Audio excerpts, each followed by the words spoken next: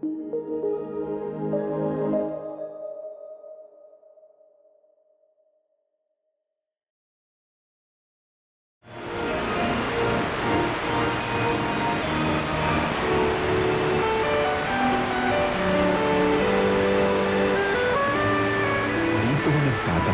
ang pagsasahimpapawid ng 702 DZAS, Agapay ng Sambayanan. Ang himpilang ito na hindi komersyal ay pag-aari at pinamamahalaan ng Far East Broadcasting Company Philippines.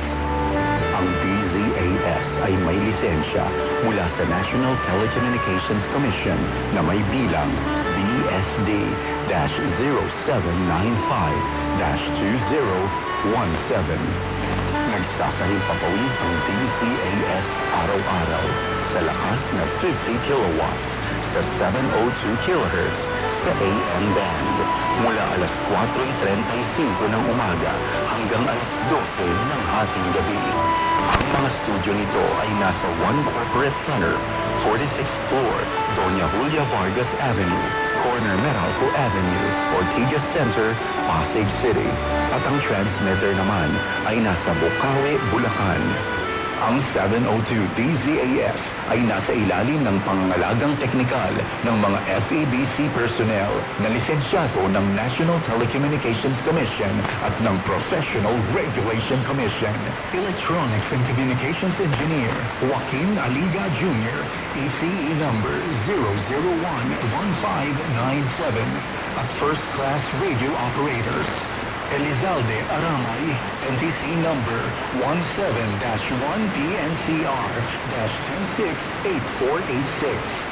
Eduardo Balyad, NTC number 97-1-PHN-19888. Rafael Bardutilio, NTC number 14-1PNCR-26670. George Conserva, NTC number 16-1PLCI-26841. Raimundo Cristobal, NTC number 01-PHN-23193. JDC Tabor, NTC number 15-1PNCR-26813. Maraming salamat sa pakikinig. Ito ang 702 DZAS, Agapay ng Sambayanan. Mga kababayan, ang pambansang awit ng Republika ng Pilipinas.